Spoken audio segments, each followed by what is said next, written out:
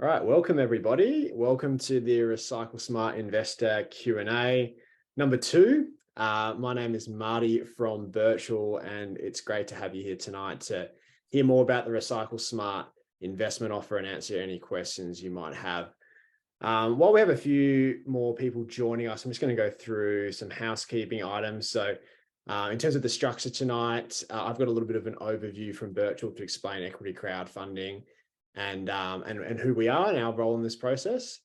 And then we're going to speak to the RecycleSmart team from the perspective of the waste management industry. We have a special guest to talk us through that.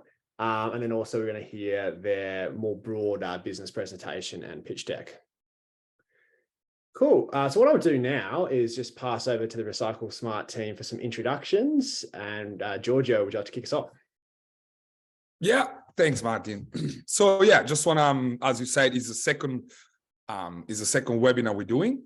So this time we changed the team a little bit. We have a special guest. So I would like to introduce you guys to Justin, that used to work for Suez, a very large waste management company. He will spend a couple of words about himself later, just to introduce himself a bit better. But anyway, he has a deep understanding of where is the waste industry going, what happens to recycling in Australia, what are the trends. So really his role tonight, I think, is a bit of providing some sort of a background in terms of how RecycleSmart fits into the whole broader industry, if it makes sense. Eugenie is still with us, as she was last time. So Eugenie is our Chief Marketing Officer, and she'll be the one coordinating Q&A and the questions later. On top of it, Eugenie runs all the beautiful marketing and that you saw across our social media, our campaigns, and so on. So great work, Eugenie. But then tonight we have a new team member that joined us that wasn't part of the presentations last time, Ricky. Ricky is a person I know for actually now too many years, I guess. I'm feeling old now. Ricky is our head of operations. So Ricky actually takes care of making sure that everything that we collect from people's homes get collected properly. That we record all the data in terms of the weight, the type of items we collect, where it was collected, making sure there are no issues, making sure that people that leave the keys into the bag, we retrieve the keys for them, and stuff like that. So anything about ops is Ricky. And so during the Q&A, he will take care of everything that is towards a bit more towards the operation side, if it makes sense. Awesome. Thank you, Giorgio, and great to have the whole team here tonight. Like we did mention, we did have a webinar last week, and that recording is going to be available if anyone's interested. And also tonight's webinar is being recorded, so no need to take notes. This will be shared with everyone on the call tomorrow, basically. So now that I've seen we've got a nice bunch of attendees here tonight, we have a really big audience and appreciate everyone taking the time. I'll kick us off formally by acknowledging that Birchal is beaming in tonight from the lands of the Wurundjeri people of the Kulin Nation, and we pay our respects to elders past and present. I also just want to point out that tonight is a Q&A session, so we welcome questions at any time. You'll see down the bottom of your Zoom panel, there is a Q&A button. That's where you ask questions, so don't wait until the end. Feel free just to chuck them in at any time. There's also the opportunity to upvote questions, which means you can put a little thumbs up next to the question you want answered. And that's how we're going to be prioritizing questions last night. So the previous webinar we had more than 70 questions. We couldn't get to all of them. So the ones with the most upvotes were the ones that we got to first. So that's a really important feature tonight. We should have plenty of time for questions at the end. We're saving about 30 minutes due to run for an hour tonight. And yeah, thanks again for everyone to take the time. I've got a little bit of a presentation to go through now just to explain a little bit more about Birchal and what we do, because we know that equity crowdfunding might be new to people. So I'll just share my screen now and we'll get into that. Cool. So I hope everyone can see my screen now. So yeah, going to explain a little bit more about Birchal and equity crowdfunding.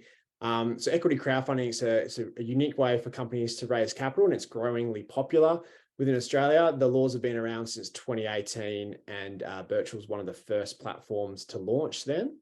A few sort of important things I need to get to first in terms of a disclaimer. So we're working with RecycleSmart at Birchal for this upcoming crowdsourced funding offer, and we're the licensed intermediary that's hosting the offer. So I just want to make it clear that the information and discussion in this webinar tonight is for informational purposes only and should not be considered as advice or recommendation to invest. Please do your own research. Always consider the offer document and general CFF risk warning before investing, which is available on our website. And we'll go into more detail about that later on. So what is equity crowdfunding? We like to say it's capital raising combined with community. So the changes in the laws basically allows early stage companies like RecycleSmart to raise funding from an unlimited amount of shareholders. So the difference there is that for early stage companies, usually they're limited to about 50 shareholders. So that means if they're going to go raise funds, they need people who are high net worths or maybe even venture capitalists to come in to provide that funding. But with equity crowdfunding, the great thing is it means that early stage investors can invest small amounts of capital to back these growing companies. So it really opens it up to the crowd. It's a highly regulated industry. So it's governed by ASIC, which is the same body that governs the stock exchange in Australia. And our role at Birchal is to make sure that we're putting offers live on our platform that meets all the rules and regulations set out by ASIC. So we've done a lot of offers now, and our job is to make sure that they're meeting those rules and regulations. So when the laws were launched in 2018, there was a few other platforms in the market. But since we've launched, Birchal's become the leading platform in Australia. We've done more than 200 deals so far. We've got more than 200,000 members on our platform, and some of the biggest campaigns have been through our platform. So yeah, basically we've been there and done it before is the main thing to point out. And my role in terms of working with RecycleSmart is to guide the companies through this process. So we were working with RecycleSmart for nearly 2 months now. We're really excited to see their investment offer go live next Tuesday. Just want to jump into a few of the more frequently asked questions to head off any confusion or uncertainty that you might have going into the investment offer next week. But again, please ask any questions you might have in that Q&A panel above. So you might hear us talk a lot about expression of interest and offer campaign. So at the moment, we're still in the expression of interest, which means we're just gathering a list of people who are interested in investing in RecycleSmart. Most of the people here tonight have already done that in terms of registering your expression of interest on Birchal. And then next week's actually when the investment offer goes live. So that's when we start collecting investments. Your privilege for registering as an expression of interest is that you get early access to the offer when it goes live. So for a short period of time, for a couple of days, it's only open to people who register their interest. And we regularly see offers sort of sell out, hit their maximum target before that goes live to the public. So if you haven't registered your expression of interest yet, make sure you do so. The process for investing with us is pretty straightforward. The main thing to point out is you need a form of identity when you're doing your investment on the platform. So an Australian driver's license is the most common identity document to use, but we also accept passports and Medicare cards as well. So next week, when you're interested in investing, just log on and make sure you have that identity document ready to go. You don't have to pay for your shares straight away. So for anyone who invests in that early access period in the first couple of days, you actually don't have to pay for your investment until the end of the campaign, which is usually 2 weeks later. For everyone else, it's 7 days payment terms. So just important to point out, you don't have to stump up the money straight away. In terms of share certificates, obviously this is a type of investment. So you're not just making a donation, or it's not like rewards-based crowdfunding where you're buying a pair of shoes. You're actually getting equity in the business here. So you will receive a share certificate usually 2 weeks after the campaign closes, and RecycleSmart will be working with a share registry provider to organize that. In terms of cancelling your investment, you've got a 5-day cooling off period. That's 5 business days. So for if any reason comes up that you need to cancel your investment, you can just do that through the platform. It's a very straightforward process, and usually we haven't collected funds by that stage. So nothing to worry about there. We do get asked a lot of time in terms of, can I invest with a self-managed super fund or as a company or as a trust? The answer is yes in most circumstances, but we have to make sure that whatever organization is you're trying to invest with has the rules set up appropriately.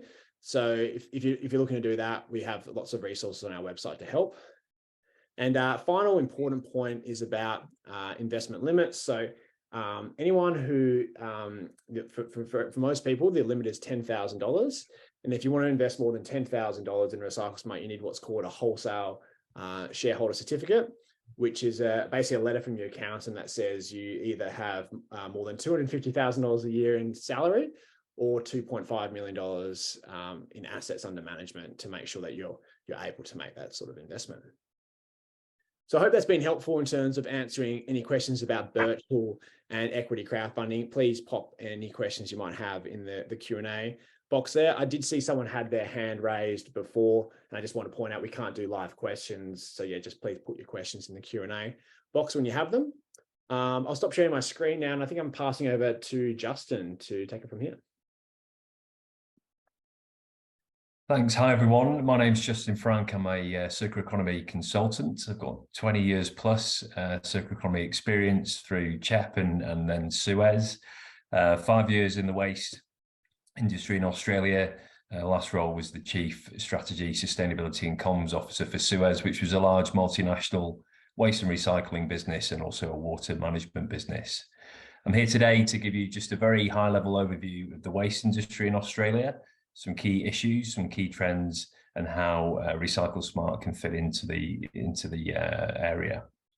So in Australia, we generate roughly 75 million tonnes of waste, which is a lot for what, 25, 26 million people. 15 million tonnes of which is municipal solid waste, so the curbside recycling and waste bins that we put out every week or in the schedule that we have to put them out. That equates to roughly 2.9 tonnes per capita, which is so much higher than the global average. And that's down to consumption habits, but also our disposal habits. That is a lot of waste per person, which from a different perspective is also a massive opportunity. We can and must do better, Australia. Whilst the waste management and recycling industry have made quite a lot of progress over the last few years, there's still challenges such as infrastructure gaps, funding limitations, and changing consumer behaviour from a take, make, waste or take, make, dispose linear economy to a more circular economy. We're very landfill dependent as a nation, and void space is actually a commodity in itself. So not many people want landfills being built in their backyard, so they're quite difficult to get planning permission for. Landfill is the bottom of the waste hierarchy, so dispose, and we really need to push our behaviours and our actions further up the waste hierarchy to avoidance and reuse, repair, but also recycle. Even with landfill gas capture networks in the pretty highly developed landfills that are in Australia, there's still methane that gets into the atmosphere, and that's 28 to 36 times more potent or has a higher global warming potential than CO2 over a 100-year period. There's a lack of harmonisation of waste levies, which go to consolidated government revenues and not necessarily used as the economic instrument that they're designed to be, to stimulate circular economies and investments in innovation and infrastructure, which stimulates a circular economy. This lack of harmonisation also leads to perverse outcomes like the transport of waste interstate from one state to another state's landfill just to make profit with the lower waste levies. There really is limited scale circular economies up and running, and the transition to these circular economies really takes significant investment, technological advancement, and changes in behaviour. Some key trends in the industry. Well, there's been a lot of market consolidation amongst the major players over the last few years, and these major players really do focus on the large end-of-pipe resource recovery solutions, looking to move into things like energy from waste and food organics and garden organics, or FOGO as it might be referred to. These end-of-pipe solutions is where a lot of the profit is generated in the waste industry, and they're really looking for those significant volumes. There is a trend from a government and policy perspective to move to extended producer responsibility, really putting EPR schemes in place to place greater responsibility on producers to manage the full life cycle of their products and packaging from the design phase. This trend aims to promote product stewardship and reduce waste generation, so designing out waste at the front, and then any waste that is there is designed to be easier to recycle. There's been news recently and last week in the fashion industry, so the Seamless scheme, and if anyone has followed the Environment Minister's announcements, there's a clear signal that there's a move towards greater product stewardship and extended producer responsibility in Australia. We've seen the increase in single-use plastic bans, which is excellent. And hopefully we're seeing more and more recycling infrastructure being signed off and funded by grants from the federal and state governments. There's a huge amount of policy and regulatory reviews underway, both on packaging, but also on curbside standards, greenwashing, and many of the policy reviews that are underway, with the environment ministers committing to change the legislation and regulatory position on a lot of these factors by the end of this year, with implementation in 2024. There's a lot of consumer awareness increasing around sustainability, both at a personal and a corporate level. So people are marching or spending with their feet and moving away from non-sustainable businesses and business models, and a greater awareness of biodiversity and the environment. So back to the opportunities for RecycleSmart, and I'll hand over to Giorgio in a second on this. Just want to draw your attention back to that 2.9 tonnes per annum per capita. That's a lot of waste, right? And there's a lot of recyclable items that are perfectly able to be recycled that are ending up in landfill at the moment. This is a massive opportunity in itself. The demand for sustainable products and services is increasing as we become more aware. And in many cases, people are prepared to pay a slight premium for a sustainable option. Poor consumer disposal habits, like putting the wrong items in the wrong bin, things like lithium batteries in the recycling bin, is a massive issue for the waste industry, significant cause of both truck fires and facility fires. And with only a limited amount of facilities like material recovery facilities, they can go up in smoke quite quickly if there is an ignition. It undermines the investment potential in Australia due to the risk, causes environmental damage and a negative impact on the local surrounding areas. So it really is critical that we get the wrong things out of the bin and we find better ways to recycle hard to recycle items, and RecycleSmart can really take a big step forward in this space. And at that junction, I'll hand over to Giorgio. Thank you very much, Justin. I think it was great to actually set up the scene and really describe what is the problem that we're trying to fix, right? So as you said, recycling is in a really critical situation in Australia. The lithium battery issue that you mentioned, something that we collect at RecycleSmart, is actually causing massive fires in transfer stations, and that costs the consumer, the taxpayers, and everyone else millions and millions of dollars.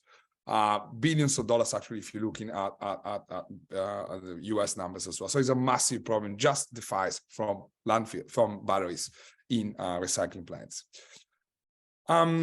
So what is the issue about getting rid of items like how to recycle items like polystyrene, right?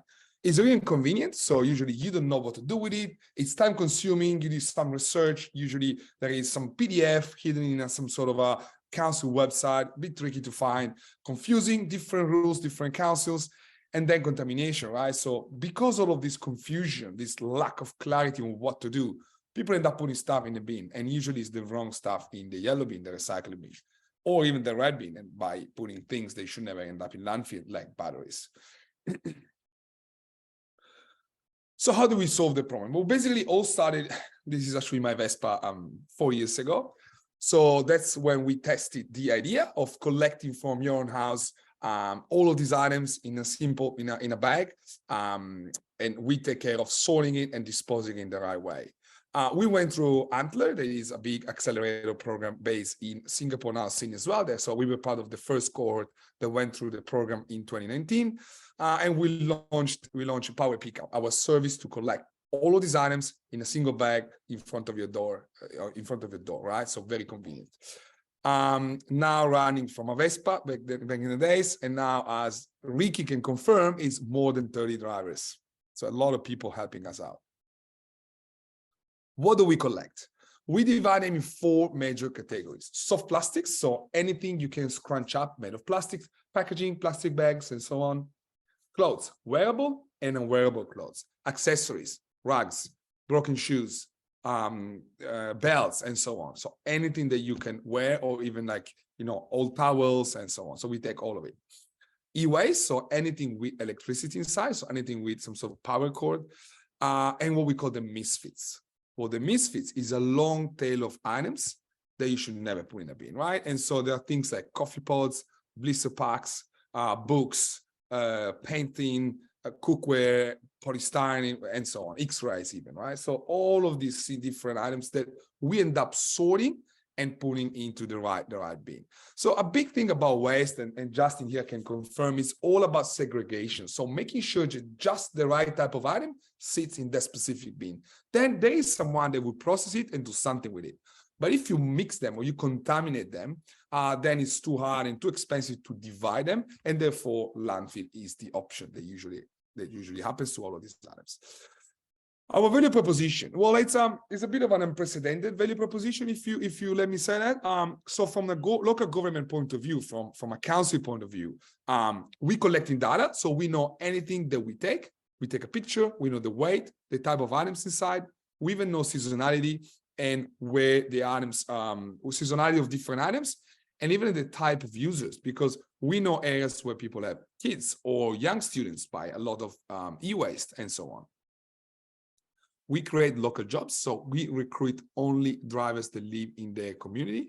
So therefore, they drive around their own community and they collect items from their own neighbors or from their own neighborhood. It means cleaner yellow bins, so cleaner recycling bins, because there's no contamination, and smaller red bins, so less stuff going to landfill.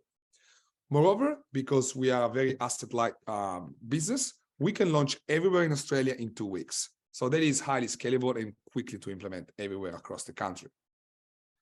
From a resident, from your point of view as a resident or as a business point of view, we remove the friction point of deciding what to do, what should I do with this item, right? So we make it so simple that there are no excuses not to do it. So basically one-stop shop for anything to do with waste.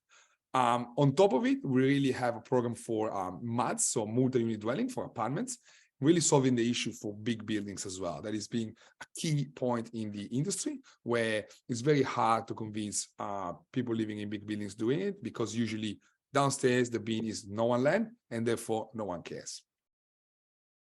How does it work?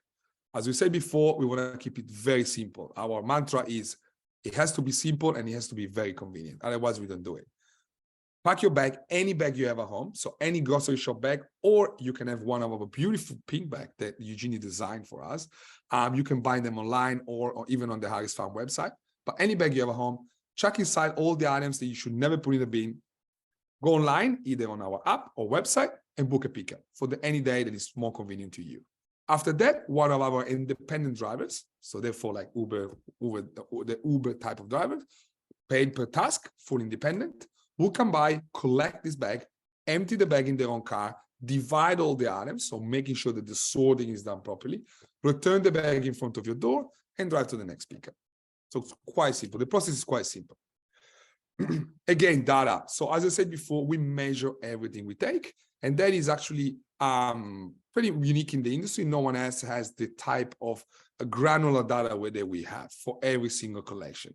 And now that we collected more than 475 tons of items, we really have a lot of insights that we're sharing with councils that we work with and organizations that we work with. So very, very powerful on the data side. The business model, again, depends where you live. So if you are a user, if you're a resident, if your council supports our program, like 14 councils now in Sydney and South Australia, basically you have some free bags, like usually 1 or 2 bags per month.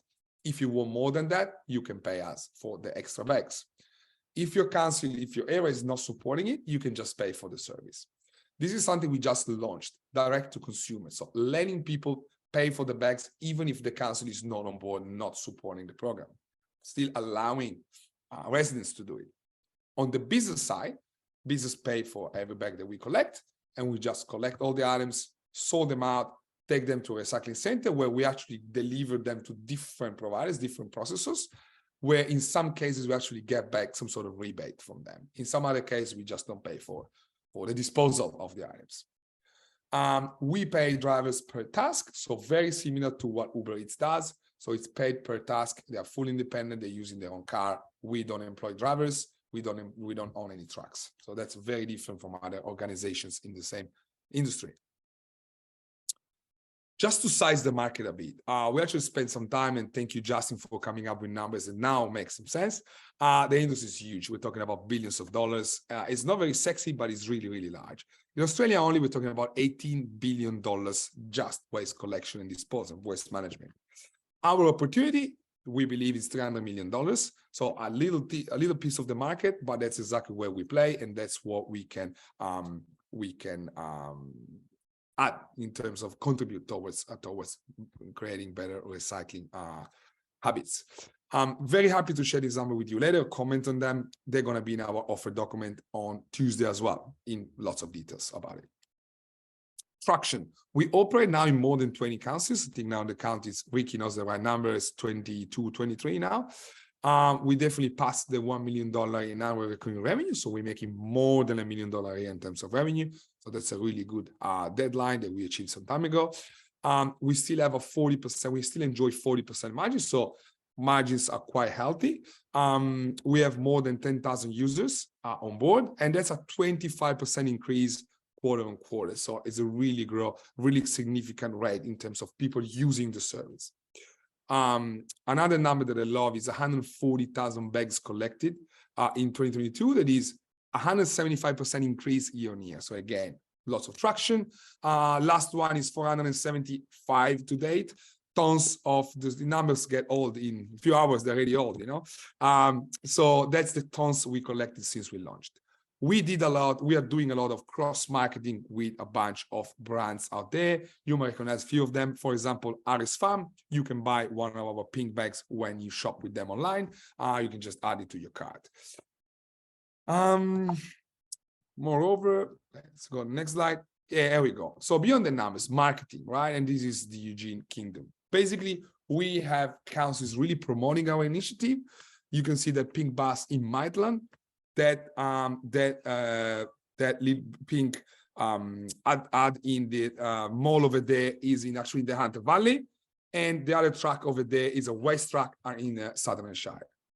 We have lots of reviews. I think more now is more than 500 reviews, all very positive. People love about what we do. All right, milestone with partners. So we work with a bunch of brands. As you can see over there, we work with ING. We're working, as I said before, with Aris Farm, with the pink bags, and with Canva. We actually collect soft plastics and other items from the Canva office in Sydney. We've been in TV. We've been featured with in Channel 9 and on ABC in 2 different TV interviews that we enjoyed some time ago. That over there is actually Ricky speaking over there with this beautiful t-shirt that you should wear tonight as well, because it's a RecycleSmart t-shirt. The team, apart from Ricky and Eugenie that are here with us now, you can see that everyone on board actually does have the experience that we need.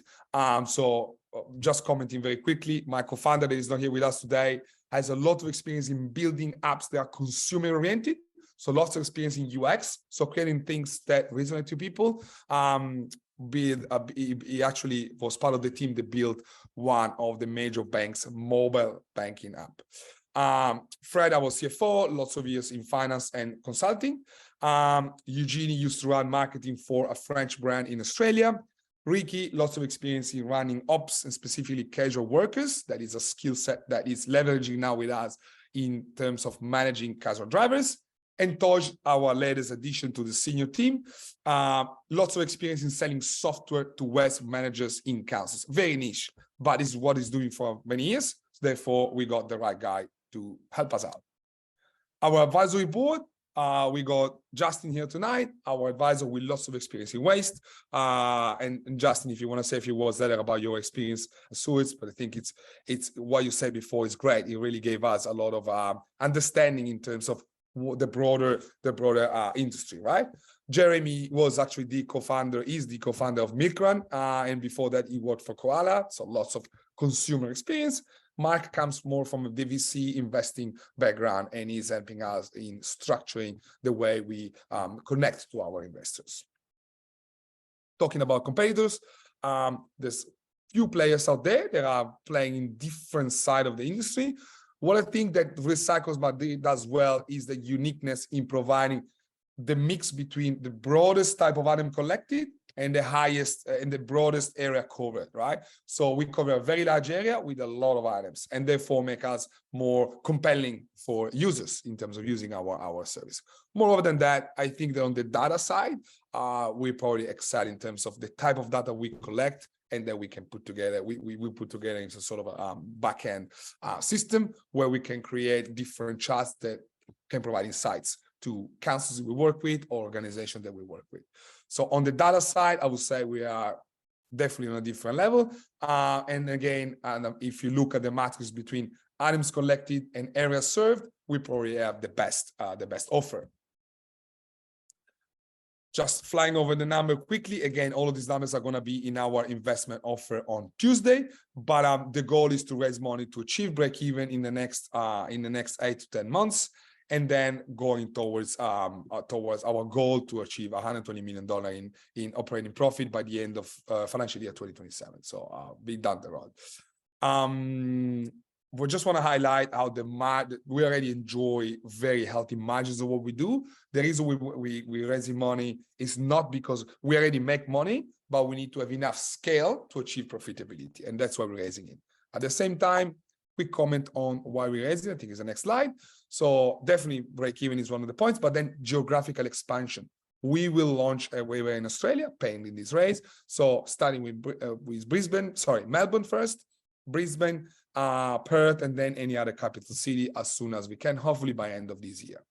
Moreover, we want to expand our product category, so really collecting other items on top of the one we already collect. Every month we're adding few things to our service. One of the latest additions was cookware and blister packs, and they were a great success with our users because we finally provide them a way to dispose of them in the right way.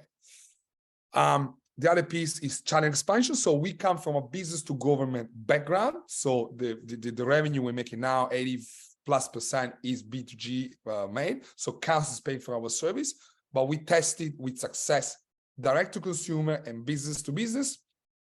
And that's what we want to roll out in the next few months. So really give availability to everyone in Australia to book if they want, and if they can pay for the service without waiting for the council to support us as well. That's a great benefit, giving few free bags to everyone, but giving the chance to everyone to book whenever they want is definitely something that we want to do next.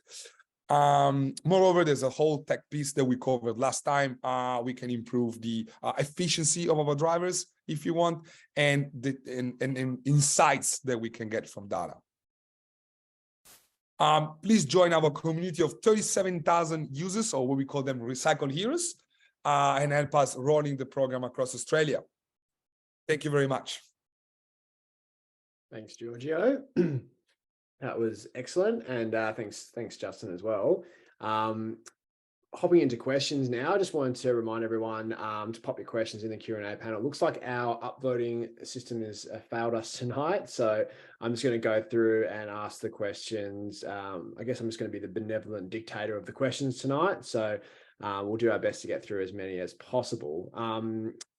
Let's start with Ashraf here, who's asking, do you have any future plans to grow into other parts of the waste value chain? Ian, thank you for this question. I'll hand it over to Giorgio. Okay, happy to take it. Yes, well, look, at the moment, we're really focusing on collection of different items. So we believe that there are different players in the industry that might be vertically integrated. So they own a processing plant and they therefore expand to collection. Our advantage is not to be linked to any processing. We just do the collection, but we partner with different players that they can process different streams of items. So in terms of value chain, I think we want to stick around collection and eventually selling the items we collect by providing clean streams of items, expanding the type of items we collect. Think about bigger items if you want. There's something we're looking into. Ricky's spending a lot of time looking into that, but I don't think we want to expand into processing. We want to remain an asset-light business that is customer focused and collection focused. So last mile logistics, reverse logistics, if you want. Yeah, makes sense. On the logistics point there, William here has asked, how are you going to manage the challenging regulations surrounding delivery drivers and the potential for them to be considered contractors / employees? So I think maybe Uber's been going through similar issues for a while now. Do you have any thoughts on that? So we actually worked with a very large law firm in Sydney for that, and with the EPA. So in terms of the stuff we collect, we only collect inert items in small quantities below 200 kilograms that are not dangerous to be in anyone's car. So all the items we collect are being shared with EPA in terms of these are items we can take. For example, we do not take anything with liquids, no bottles full of liquid, because they could represent eventually an hazard. We don't know what's inside. In terms of drivers being independent, we actually work with this law firm in creating a contract that is similar to what Uber Eats have. We definitely pay below minimum wage. We pay per task, but roughly $30 to $40. I think it's a bit more than that per hour. So we can measure in terms of retention how happy our drivers are. And we have people that have been around with us for years, right? So really working in their own neighborhood. They only work 8 to 2 p.m. We have single moms, we have students, we have pensioners. They want just a part-time job. They cannot do a full-time job. They just want to work a few hours in the morning. And they want to they might not necessarily want to talk to anyone. They're just going to drive around, collect these items. And they're not working at night, or they're not driving too far. They're just driving around the neighborhood. Moreover, there is a sense of really benefiting the community. Ricky can maybe dig into it if you want later, but our drivers definitely don't do just as a job. It's a job, but on top of it, they are helping their own community. It's a good thing to do. There's a case of an old truck driver driving his own ute, collecting bags for us. And he said, I'm doing this for my grandkids to make sure there is a better place for him to live. So that's a great story, I guess. Oh, and I forgot one. Our drivers get chocolate from... We have pictures I of was it. waiting for this one. Yes. Yeah. Nice, all the perks. Maybe it is worth going into that just at the moment, Ricky. Last time in the webinar, we did cover off the sort of role that the drivers play in terms of not just being the delivery point, but also in terms of helping people understand, what is and isn't recyclable. And the other thing we sort of covered was in terms of them just being someone there to sort of sense check what they're doing. It sounded really beneficial. So yeah, if you want to hop into that in more detail, now's probably a good time.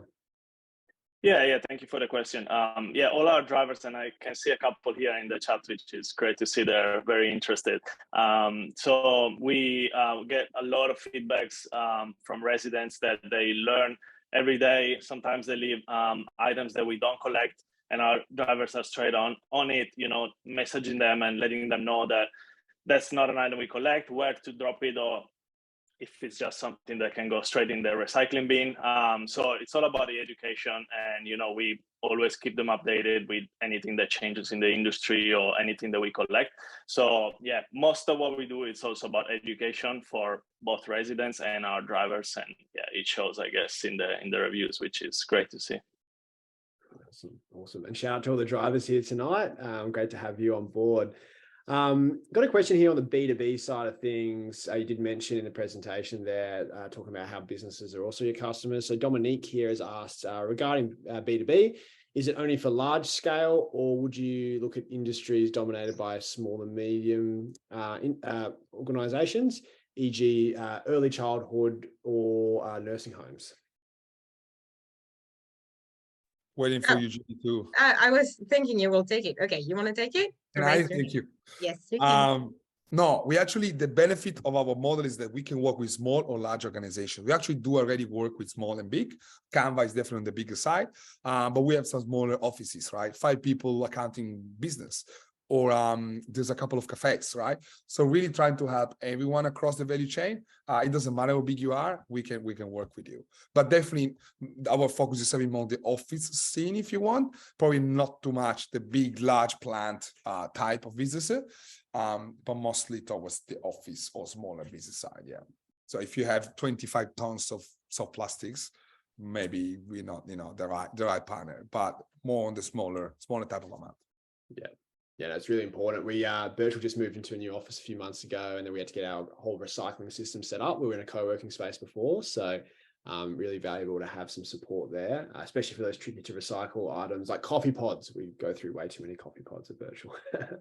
So we're waiting for your pickup soon, I guess, because we're launching in July. As soon as you launch in Melbourne. That was another question. Let's get on to that now in terms of interstate expansion.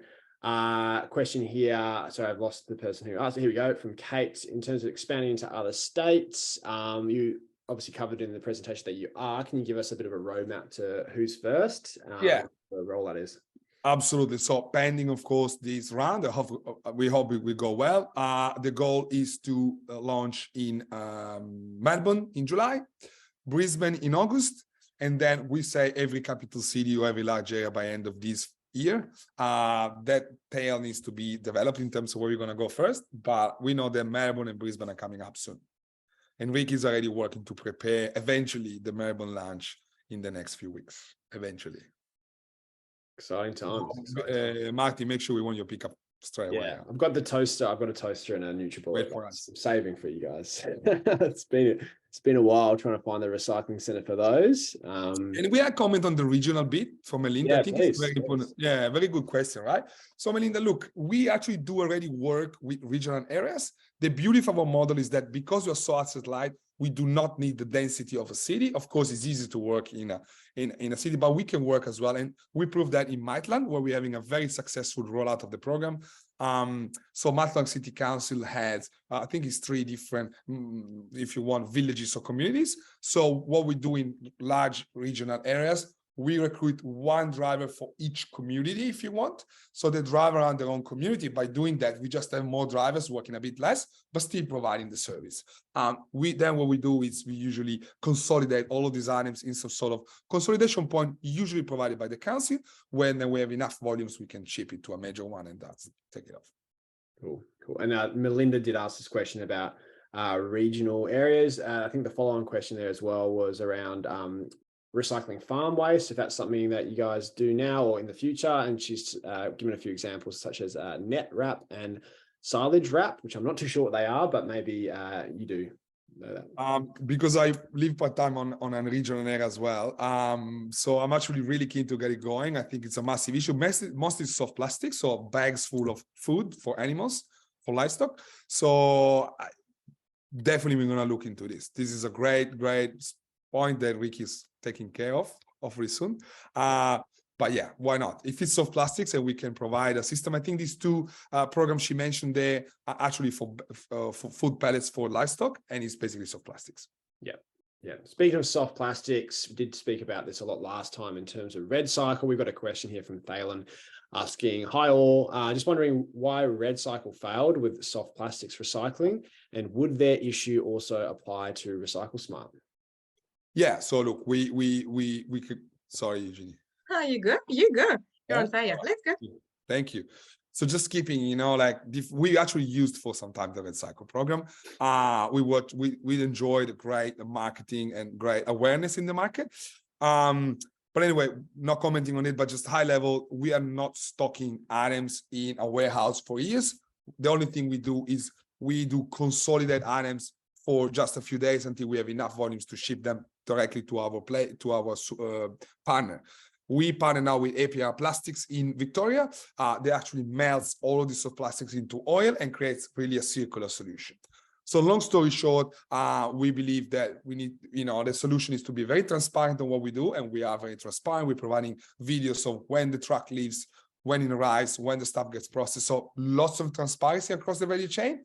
2 is our ability to partner with different players. So if anything happens, and we hope not, and we don't think so, to APR, but in case, we can always switch type of provider that process these items. And by not stocking long-term anything, we're never going to end up caught with a lot of items that we don't know what to do with. I might just add another thing to that. Thank you. It's just like another, to me, the 2 main reasons why RecycleSmart might have collapsed is, as Giorgio mentioned, the downstream market. So maybe not enough capabilities of recycling the feedstock that they were provided. The partnership we have is towards, as Giorgio mentioned, a real circular solution where the soft plastics are turned back into oil and not downcycled to a wheel stop or to a park bench, which is good as well, but sometimes the end market is not big enough for those suppliers to need as much soft plastics as they could use. So our solution is a bit more circular. So hopefully, once they're turned back into oil, the end market is endless because they can be turned back into plastic pellets again and then back into soft plastics food grade. So that's number 1. And number 2, The issue of contamination, from my understanding, was quite big with the system of having soft plastics dropped off in supermarkets. Whereas because our drivers sort through the bags, we're also capable of delivering a very low, close to no contamination in the soft plastics that we're delivering to our recycling partners. So that's another point of difference. I think people's definition of soft plastics can be very wide, especially when there's no one checking them at the supermarket. So it's got another sort of point there about Ricky was making with the drivers sort of double, triple checking. Cool. Thanks everyone for the questions. Please keep them coming. We've got 15 minutes to go. I've just got a quick question here from Catherine. I'll just jump into asking, is this on the ASX and is this on the stock exchange? So no, this isn't a stock exchange investment offer. This is an equity crowdfunding opportunity. So you're getting in at the very early stage of RecycleSmart's business journey. This is not like buying shares in Telstra. This is buying shares in an early stage company. But yeah, the great news about this is that with equity crowdfunding, you now have access to these opportunities. So it is like the ASX in the sense that everyone can participate. But it's not like the ASX in the sense that there's an open market for trading shares after the raise is done. Thanks for that question. Cool. I think we've answered the question here about having too much waste to process, like what happened with RecycleSmart. So I think the answer there, just to reiterate it, is that RecycleSmart's not holding on to any of this in a warehouse somewhere. They're actually, taking it directly to the recycling centres to be processed, so they don't have that same risk. Simple question here from Franz asking, how much is it for a pickup? Maybe it's per bag. Can you just walk us through your pricing structure, please? Yes, absolutely. So the pricing is very simple. So you need to pay $5 for one bag. When we talk about bags, we're talking about any shopping bag you have at home. So your classic Woolies, Aldi, or whatever bags, or you can also buy our gorgeous pink bag if you need. But otherwise, any shopping bag is good. So it's $5 per bag. We require a minimum of 2 bags per pickup. So if you need to book a pickup on demand, it will be $10. You can join a subscription, a monthly plan, so you don't have to think about it anymore. You just set your favorite day and then we'll come to you every month. And obviously, if you're in a council where we have a partnership with, as Giorgio was mentioning, you can enjoy a free regular collection, meaning that depending on how many people in your council have taken up our service and how much the council is subsidizing, you have access to a free regular collection that is 2 bags every 4 to 6 weeks. Fantastic. And follow-up question there from Franz was just asking in terms of what you collect. I think there was a slide there Yes. on the presentation. Sorry to put you on the spot, but can you just kind of run us through the sort of laundry list of what you do collect? Sure. And to answer your question, yes, there's the list of all the things we collect that's on the website, but like mainly we have categorized the items into 4 categories. So soft plastics, e-waste. So e-waste, so soft plastics, pretty self-explanatory. Anything you can scrunch in a bowl and stays in that shape. Number 2, e-waste, so anything that has electricity in it, your phone, your mouse, your laptop, like you name it, all those cords around your house. Then textile, so whether wearable clothes or non-wearable textile as well, we'll take them. That includes shoes as well, and accessories, like bags or seat belts, like Giorgio was mentioning. And then the 4th category, we've called it misfits, which is, I reckon, a bunch of lots of different things mixed together. So the complete list is available on our website, but I can name a few for you. So the most popular items, maybe. The batteries are very important. So any household batteries, blister packs, very popular item as well, polystyrene, coffee capsules, toys, books, and lots of other things that we have there. And yes, the whole list is available on the website. Awesome. Long list, which is great. There's a lot of stuff and yeah, sorry. It's a very long list, and we're really working hard, well, mainly Ricky, to find new items to constantly add to the list, because the goal is like to have a very, very long tail of items to divert as many tricky to recycle items from landfill as possible. Yeah. Just trying to take that sort of issue away from people when there's just something they don't know what to do with, and then the easy solution is just to chuck it in the bin and forget about it. But that's obviously not what we want. Question here from Holly asking, are there estimates/plans towards finding processing sites across Australia to avoid transporting resources interstate? I might hand over that question to Ricky. Thanks, Eugenie. Yes, this is basically what I do on a daily basis, hunting recyclers and, trying to establish partnerships wherever possible, even if it's in states where we are not, because, it's good to start earlier so that we can, put a process in place. So yeah, I'm always in touch, and we are very, eager to collaborate and partner with recyclers and businesses. Right. Great, very important partners there. And I guess, yeah, as you expand state, that will become, a little bit more efficient as well with shipping as well. Tony here has asked, what could change if profits don't reach the desired increase within the 12 to 18 month period? I'm not sure who wants to answer that one. I guess that will be Georgia. Yeah, sure. So can we just, if the profits, like if we don't get to the amount of revenue that we want? Yeah. Well, look, we've been quite conservative in terms of we always been lean in terms of cash flow. So I guess we just managed to achieve break even anyway with the funds we're raising now. We have different projections. It just, the more we raise, the more we can invest into the business, of course, seeing returns out of it.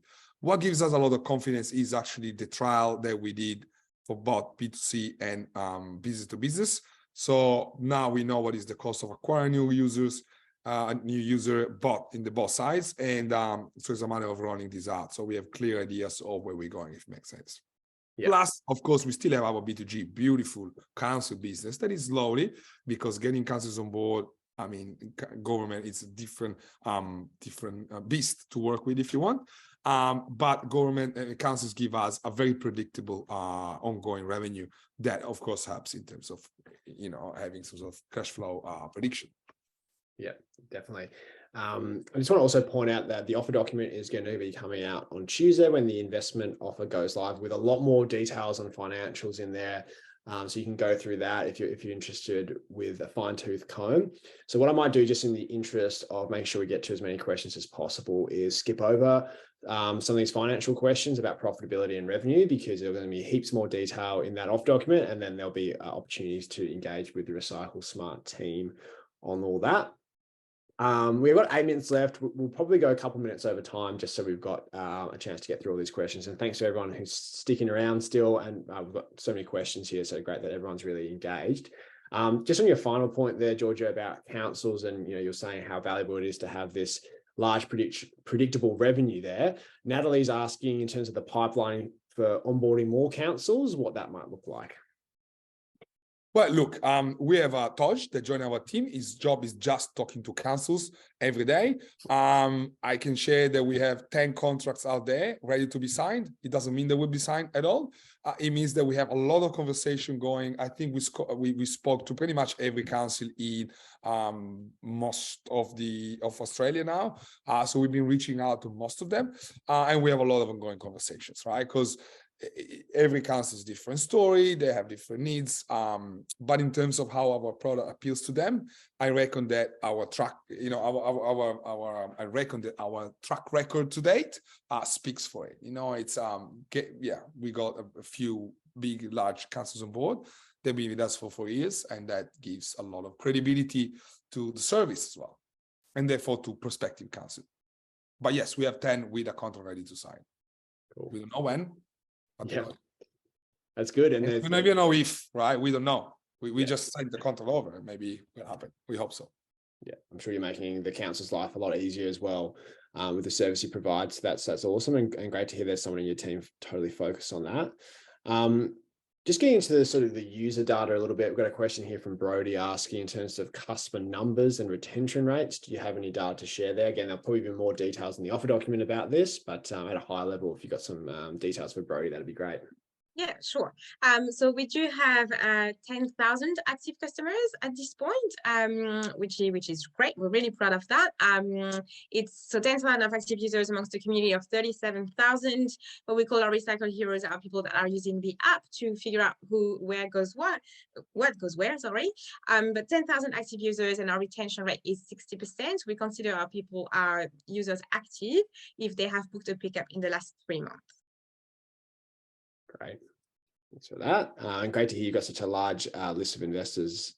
Sorry, not investors yet, customers, but yeah, hopefully there's some customers on the call tonight who want to be investors, and next week we can change that. Cool. I've got a question here just asking about dividends. So in terms of dividends, I'll just jump in and answer this one. Like for early stage companies, again, this distinction between, is this an ASX type offering, or is this a equity crowdfunding offering? Most companies, it doesn't really make sense for them to pay dividends if they're in this growth phase, because if they got profit, it makes much more sense for them to reinvest that money in the business to grow the business and to increase the value of the shares over time. So it's very rare for early stage companies to be paying dividends. So I just wanted to make that clear to everyone.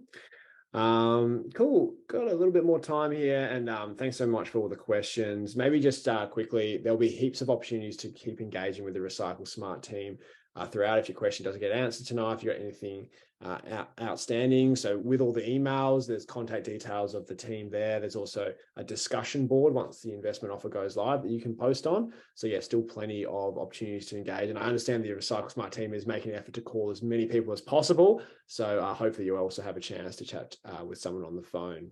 I know I've got a phone call and I've been on the EOI list for a while, so that's been great.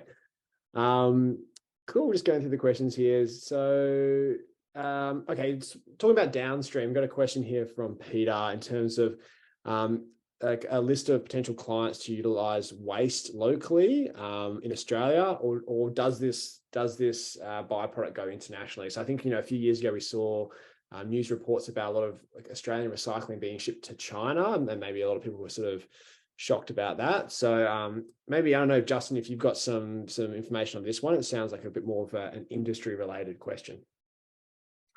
Yeah, so China National Sword came in a few years ago. So China effectively stopped taking other countries' waste, which did put the Australian waste industry on its head a little bit, should we say. And the government have put waste export bans in place. So you're not allowed to put untreated waste on ships or any vehicles out of the country. So we do have to take care of our own waste in the country. There are some exceptions to that. So once recycling streams have been converted to a particular commodity, then there's global commodity markets that can take that and use it. But what's deemed as a waste, untreated, unsorted waste, it can't be exported. So Australia really does need to take care of its own waste, and that's why we're seeing the investment and the grant funding from the federal government into, I think there's about 47 recycling facilities of different types being invested in at the moment as we speak, which is fantastic to see. It's great to see the RMF, so the recycling fund, that was created by the former federal government still continuing under this government, and then there's separate state grant funding available as well for both recycling and reuse and avoidance projects. So we've seen multiple different infrastructure being built from PET, plastic bottles that are easily recycled back into plastic bottles. There's good examples of that being set up in different regional areas by some of the major players in that market and waste players as well. And I think we'll see more and more of that as we see market failures being resolved, because we do need to take care of it on our own shores. So hopefully that answers your question. Yeah, thanks for that. That's great to know. Yeah, it's definitely a complex industry once you get into it, but great to hear that you guys are providing a solution here. So like I said, we'll probably go a couple minutes over time, maybe just 5 minutes to just make sure that everyone can still stay until the end, because we do have some important items of housekeeping just to talk about at the end there. So yeah, 5 more minutes, and we'll try and get through as many questions as possible. I'll just jump to Dominique's question here regarding growing diversity of the items you can process. So, when finding new partners. So obviously it depends on who can do what, but do you also look to partner with local charitable organisations or enterprise programs? For instance, in Brisbane, there's a Substation 33, which does textiles, which I've previously used. So yeah, I don't know, maybe in terms of, I guess we've got the commercial recycling operations, but there's also charities doing great work in this space as well. Yeah, that's a really good question. Actually, we love working with local charities. So we do that. We have a preferred partnership with Australian Red Cross when it comes to textile, for example. So any wearable clothes will be preferably dropped off at Australian Red Cross shops. But we also work with other charities because we optimize our drivers' routes, and we'll make sure that it makes sense for them, like to go to the right drop-off point. So if there is another charity that makes more sense in there, we will use it. We often get contacted by local charities to, like, often it happens, and whenever we can, we're very happy to include them in our route. Yeah, good to know. And I'm sure the charities love working with you as well, because I've all driven past probably the Salvation Army after a night where people just dropped a lot of stuff and not thought about it, and I think it's a huge problem for them in terms of cleaning that stuff up and sorting through it all. So yeah, exactly. So the contamination part is also like the one thing they like. Yeah, definitely. Stephanie has asked a question here, which I think is definitely worth going into, just in terms of what's driving people to use your service. So Stephanie is asking, what is the incentive for the customer to book in a bag collection when they could just put everything in the bin without being worried? So can you talk through that in terms of what your interactions have been with customers, and maybe this also goes to that education piece which we touched on in the last webinar, and what you're doing there? Yes, it does. Thank you, Stephanie, for the question. Yeah, so it's a really good question, and that's really an important part of what we're trying to do. We're creating connection and engagement with our recycle heroes. Our standing point is we're in this together, and so we're all in there to learn and to become better recycler. And so to drive behavior change, we are making sure that we're very transparent about what we do to create that trust, because I think it's important that people believe that they're doing that extra effort and it's actually resulting into things being recycled, because I think there's a massive trust issue with the recycling industry in Australia. So that's the number one thing we are trying to achieve.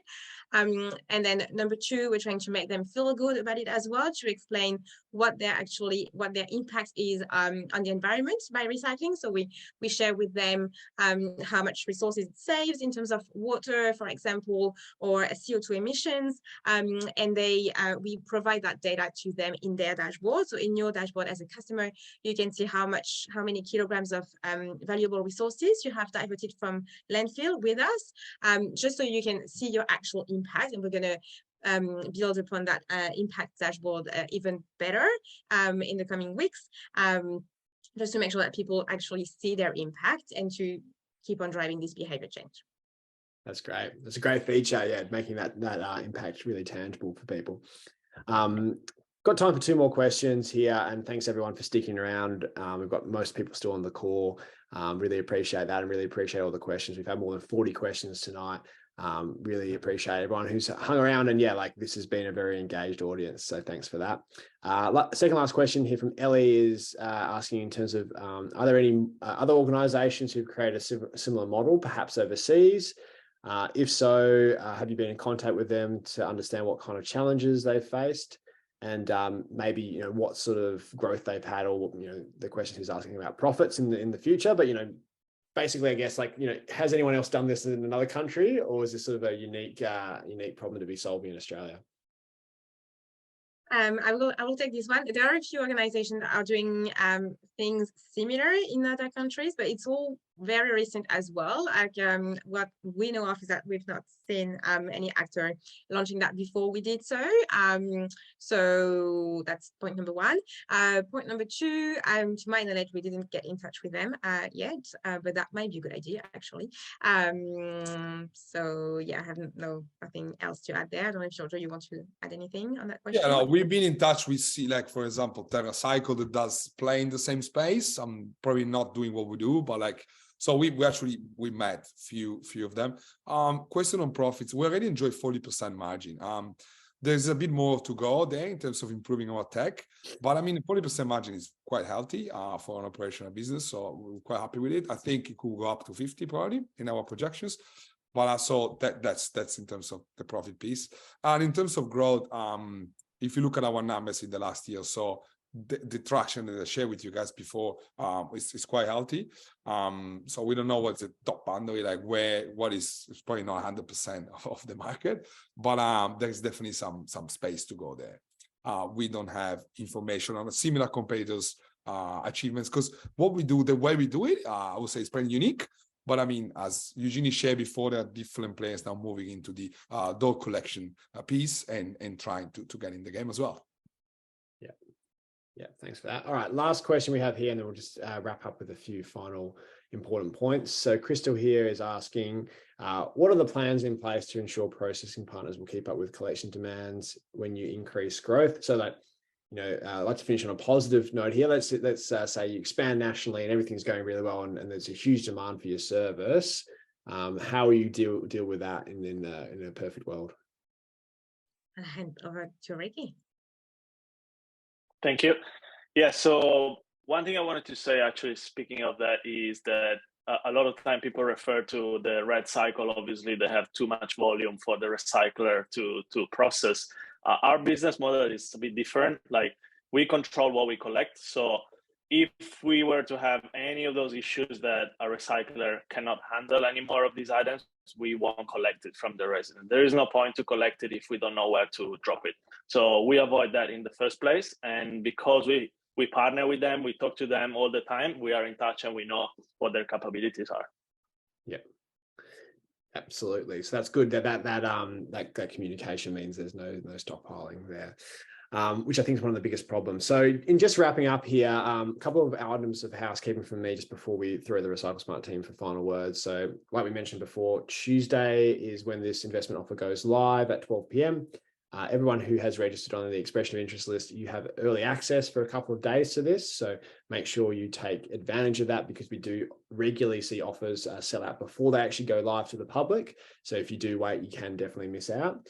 And like we said, the offer document will be available then as well with all the details you need. But I just wanted to make that clear, to pencil in 12 p.m. on Tuesday, to put that in your diary as a very important date. So just in wrapping up for the RecycleSmart team, just final words for investors in terms of a 30-second pitch as to why they should get involved with your company. Okay, cool. Thanks, Eugenie. Well, look, I think that we proved that we can help people recycling better. We are in Sydney now, most of Sydney. We really want to take this to Australia. So join us to make sure that everyone has access to the right process, to the right way to recycle items, and not sending them to landfill.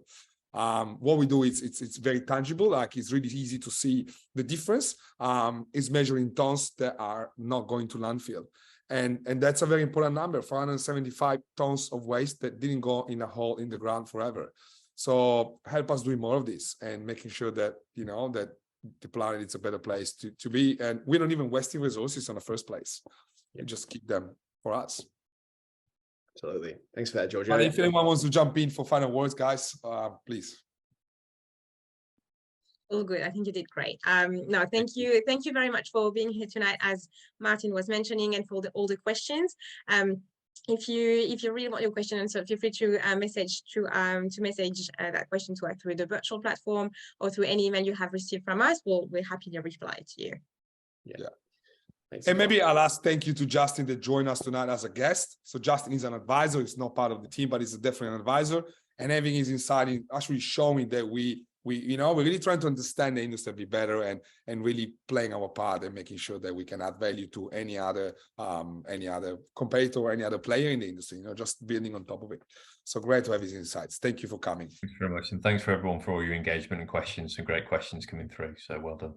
Thanks, everyone. So yeah, just like I said, Tuesday, 12 p.m. It's very rare that you get an opportunity to invest in a business that's not only making money, but also doing a really good job for the planet as well. And that's what I think the opportunity is with RecycleSmart. So at Birchal, we're really proud to be hosting this opportunity. And I think everyone on this call can see that. So make sure you get involved while you have this chance. But yeah, thanks everyone for sticking around and giving us part of your evening. Like I said, the recording will be available tomorrow. And yeah, really appreciate your time. Thanks, everyone. Thank you very much. Thank you very much. Cheers. Bye.